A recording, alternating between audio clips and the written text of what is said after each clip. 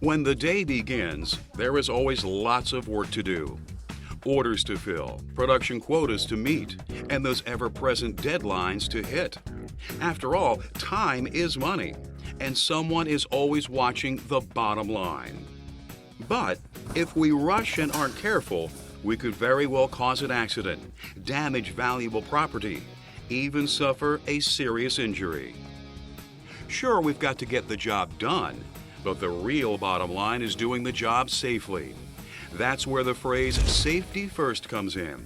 It means that working safely is the top priority, our primary goal. So we must learn to take precautions, protect ourselves from hazards, prevent accidents, and prepare for emergencies.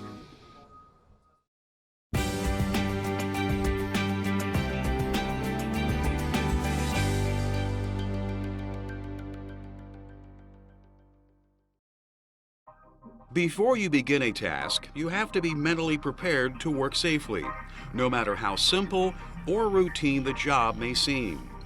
Concentration is the key. If you give the task your full attention, you are much less likely to make a mistake and cause an accident. There are a number of things that can obstruct our focus. Anger and frustration are two of the culprits. They can cloud your mind and impair your judgment. A decision made in the heat of the moment could have disastrous consequences. So if you ever feel frustrated or angry, take a break. Step back and take a deep breath, or switch to another task for a while. You can resume your original work when you are calm and in the right frame of mind. Drugs and alcohol can also alter your state of mind and ability to focus on what you're doing, and have no place in the workplace. You have to be careful about what you do on your own time as well. The residual effects of a substance can cause someone to have an accident hours or even days after they last used it.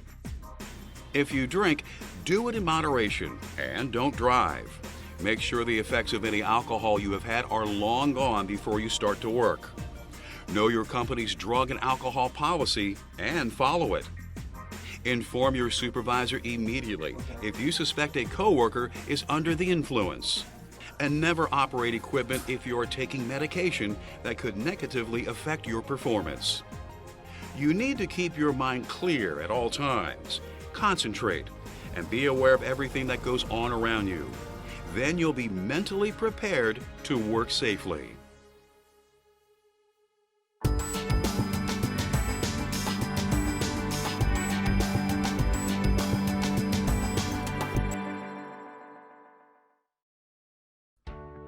Preventing accidents is another important part of making safety a top priority. Most hazards can be spotted and eliminated before they become a problem. Inspect your work area. Look for hazards that could endanger you or your coworkers. Then take steps to remove or reduce the risk of a potential accident. For example, walkways, hallways, and exits should be kept clear of obstacles at all times. A simple pile of boxes could cause someone to trip and fall or block an emergency escape route. Things like loose railings and overstocked shelves can be accidents waiting to happen. Look for fire hazards as well.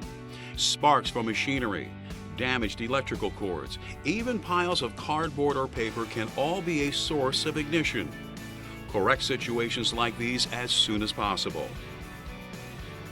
As you reach the end of your shift, you still have some safety work to do. Good housekeeping is also important for accident prevention. Tidy up your work area, properly dispose of scrap, and return leftover materials to their assigned storage places. Put all tools, equipment, and manuals back where they belong. This eliminates clutter and makes things easier for everyone to find. Don't overload shelves or jam-pack storage areas. Find a comfortable place for everything and put everything in its place. But not all housekeeping situations have simple solutions. If you encounter a problem that you can't solve yourself, talk to your supervisor or safety manager. They are there to help.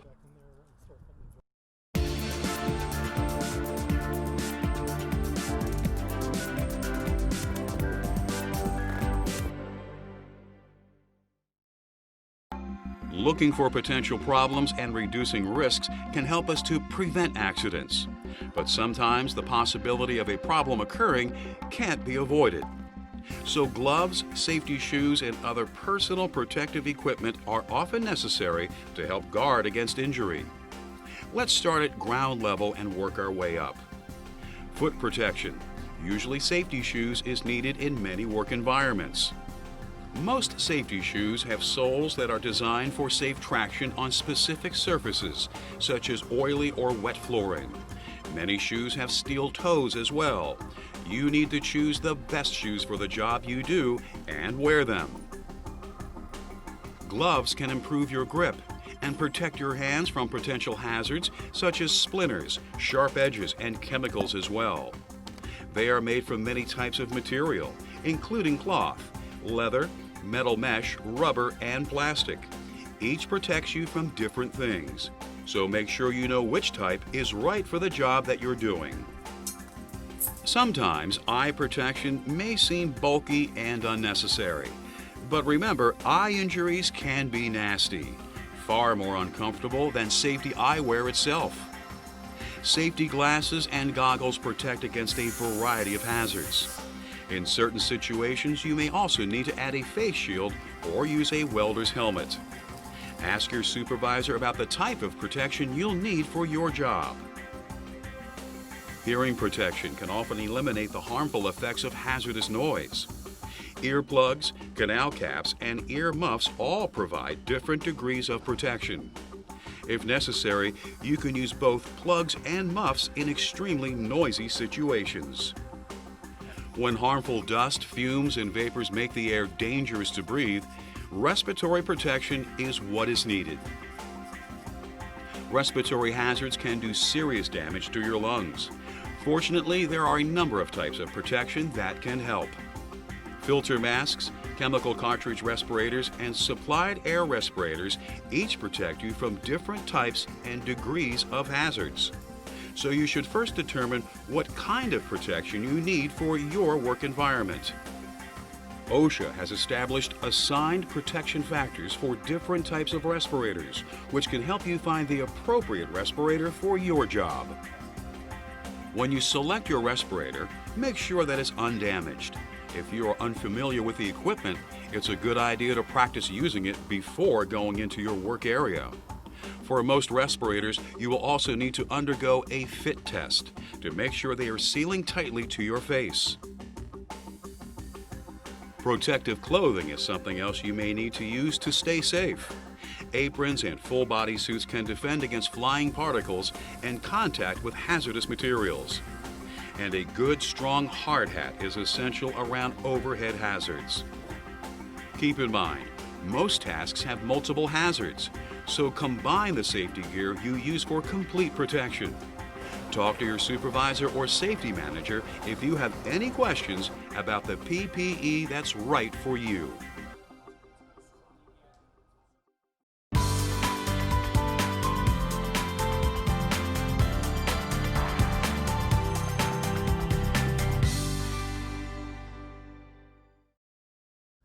The way you do your job is just as important as the PPE that you wear.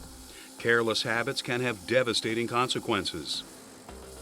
Tools, where would we be without them?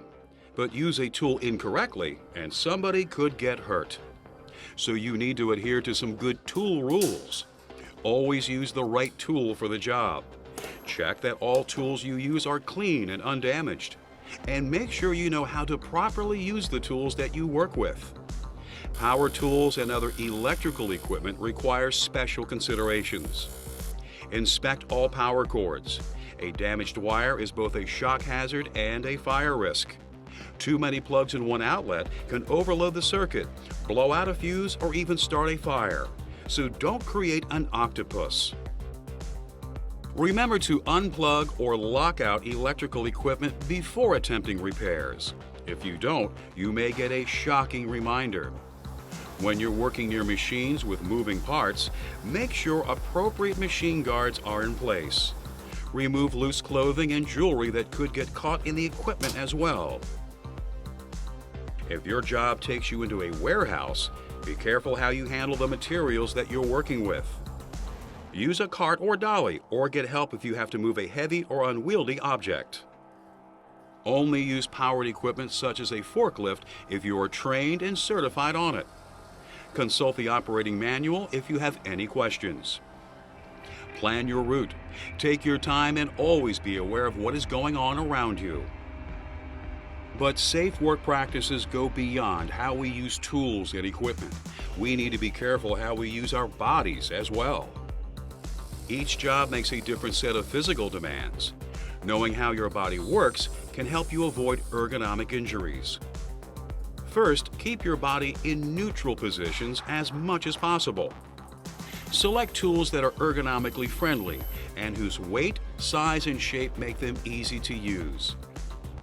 Adjust your workstation to fit your size and shape, whether you're in an office or on a plant floor. Keep tools and materials within easy reach. When you're lifting something, be sure to use proper procedures.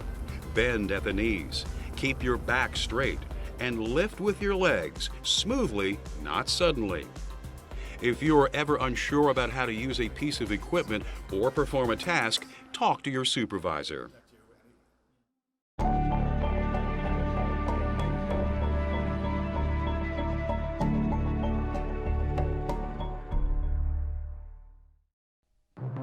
No matter how careful we are, no matter what precautions we take, accidents still happen. So we need to be prepared to act if an emergency occurs. Be sure to read the safety data sheets for any hazardous materials in your work area before you use them. SDSs should be kept in a central location for quick reference. Clean up chemical spills immediately, but be careful. Make sure you know what chemicals you are dealing with and the tools and materials that should be used in the cleanup process. Water is almost always the first line of defense when someone is splashed by a hazardous chemical. This is where safety showers and eye washes come into play. Be sure you know where they are and how they work. Fires are another major threat in the workplace. Nowadays, they often involve toxic fumes and vapors, which makes them more dangerous than ever. Be familiar with your facility's emergency action plan. It will describe how to report fires and where to go if one occurs. You can sometimes fight small fires yourself and prevent them from spreading. So know where the fire extinguishers are in your facility and how to use them. Remember, there are different types of extinguishers for different types of fires. Be sure that you have the correct one for the fire that you're fighting. Make sure that emergency telephone numbers are posted in plain sight at all the telephones in your facility. And know at least 2 evacuation routes that you can use if you ever need to leave your work area. Basic first aid and CPR can be valuable skills in many emergency situations. But don't try to do anything unless you have the proper training. You could do more harm than good. And never underestimate the seriousness of an injury. Seek medical attention as soon as possible. Above all, the key to handling emergency situations is to stay calm.